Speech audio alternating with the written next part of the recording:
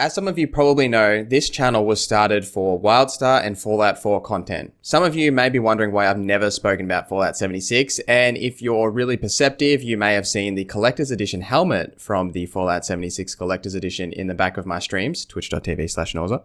Truth be told, it's because I didn't actually enjoy the game. But with the Wastelanders update coming, this finally seems like Fallout 76 might have something that I enjoy, and it looks like it might be a redemption for Fallout 76, so let's get to it.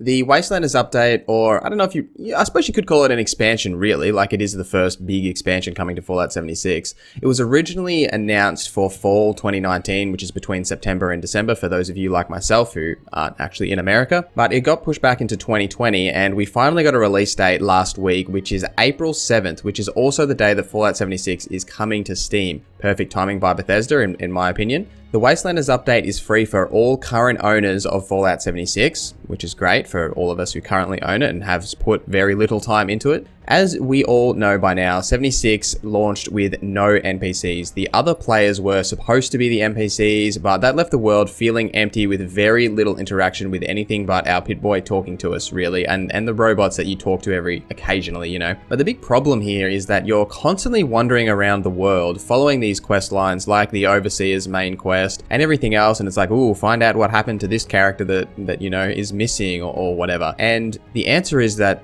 they're always dead.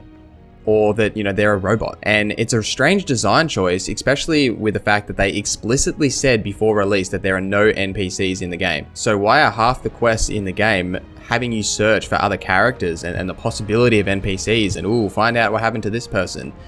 It kind of leaves this really dull feeling because you kind of know the outcome already. Bethesda spoiled the ending to most of these quests by telling us that there is no one there, and so the enjoyment and the mystery of what's happening with these quests isn't really there. There is some other quests in the game, obviously, which are not related to finding out what happened to people and the Overseer and that kind of thing, but it's hard to get enjoyment out of these quests when you know the outcome is always the same. I've spoken about it in some of my other videos that I've made, and I might make a video solely talking about this topic, but what makes a sandbox open world game really feel real, and that immersive feeling for me anyway, and that kind of feeling where you forget you're wandering around in a game world. It really boils down to many things, and it's different for a few people, but for me it's the graphics. I think they're really important. Obviously you kind of want the world to look realistic, but the key thing for me is that dynamic random encounters and the feeling of the world moving around you, not you moving in the world, if that makes sense. Appalachia doesn't seem to have this feeling. The world feels really static and it's kind of stuck in place where it's just like a world stuck in time. Like nothing really happens around you. It's just you wander around, you collect stuff, you shoot things, you do quests. That's really it. There's nothing happening in the grand scheme of things. It's just you as the player doing something, which is fine if that's the direction of the game. But for a Fallout game and most other Bethesda games, this is completely against what they have done in the past, and what I believe really makes an RPG is that immersive feeling rather than just having an object being the world. Just sit there and wait for you to engage with it. It should be coming to you, bringing the content to you, making you enjoy what's happening around you. And the thing is, 76 doesn't really do this. And for me, it leaves the world feeling empty and lifeless. And I never had that moment in 76 where a random encounter occurred, because there isn't really any other than just fighting the enemies that just pop up literally out of nowhere. They just spawn in front of you. And that's what's lacking. And with Fallout 76, it just wasn't for me at launch. I did play a significant amount of the Nuclear Winter mode, which was actually great fun, and it was really polished and mostly bug free despite that overpowered frog jumping card. I never got it, but it looked cool.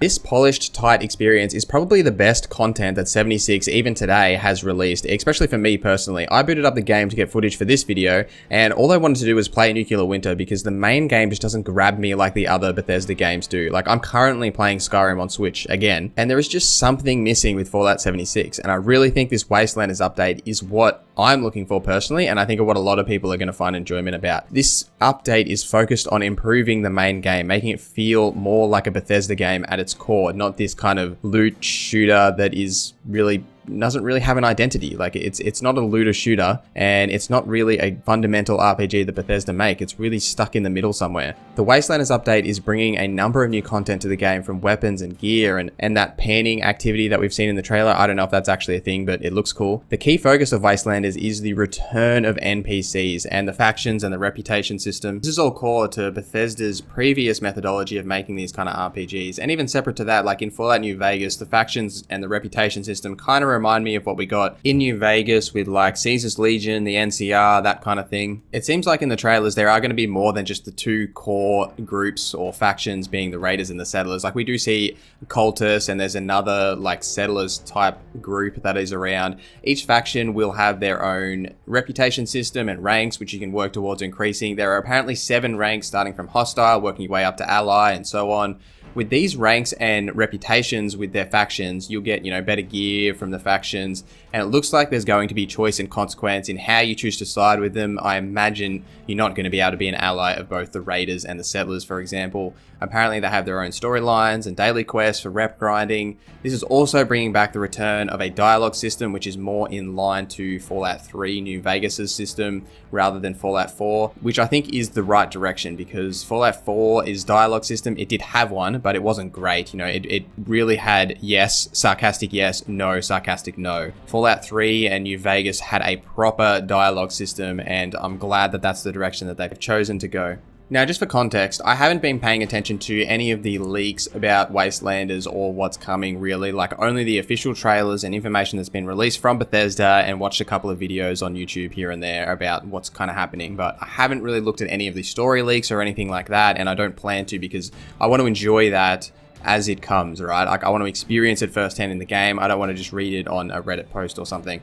My hope with these factions and NPCs is that they won't only appear in the designated quest main hub areas, which is, the foundation for the Settlers and the Wantago, I don't know how to say that word, underground for the Raiders.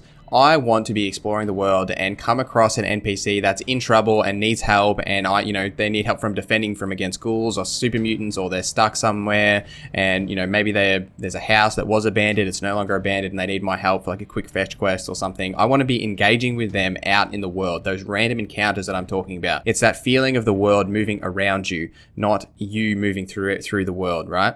That's what creates that feeling, because something occurs dynamically that you experience. It's not something that you haven't walked up to someone and you picked up the quest, you go do the quest, you go back, you hand it in, right? There's these experiences that need to happen freely throughout the world. Maybe it's just some guy, he's just standing there, you never see him again, but he needs help defending against a ghoul or something. You kill the ghoul, he says, great, thanks, here are some caps, never see him again. But that's the kind of feeling I want. That's that dynamic environment that should happen around you. And this kind of feeling is in all the previous games, from Fallout 3, New Vegas, 4, Skyrim, Oblivion, etc. They're all there, and even games outside of Bethesda games. This is that feeling that a lot of RPGs use to make the world feel immersive and moving around you. And I made a comment on this in an Outer Worlds video, that there's something that was missing in Outer Worlds is those dynamic encounters, because I do notice it. It's not there. The world, while the Outer Worlds does a better job of that immersion, it is missing these dynamic encounters as you're exploring.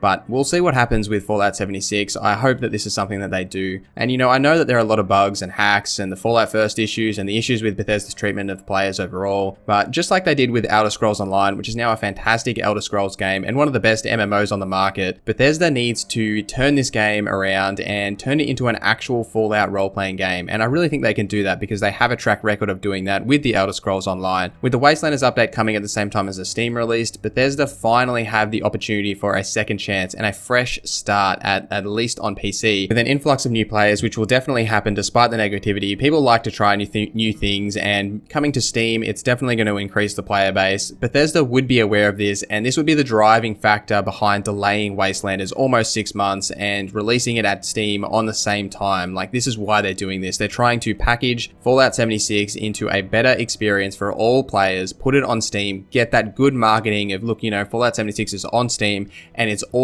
much better now. This is the fresh start that they're hoping for. Will Wastelanders be the redemption arc for Fallout 76? So much of the gaming world is about narratives, and if the narrative changes to, hey, look guys, it's better now, rather than it constantly being negative, like this new hack, this new bug, this new this, Fallout First, etc., etc., if they can change that narrative to, hey guys, it's come out on Steam, that's already good marketing. Just it's out on Steam, that's good marketing. And all they need is one of the big sites to just re-review the game and get that it's better now stigma, or there's been so much new stuff brought to the game, you should check it out, that kind of thing. It'll bring new and old players return to the game and they'll experience for themselves and they, hey, look, you know, it's not as bad as it was at launch. And that's all they really need. You know, that's the same thing that happened with Elder Scrolls Online. It's now got millions and millions of players, including myself as a returning player. This really delayed approach by Bethesda shows a new direction, especially with Fallout 76, in that they're not trying to rush out crap and that they're trying to put together a working product and then release it. You know, the example is obviously Fallout First, which had a bunch of bugs at launch and, you know, they kind of fixed them in the period of time. But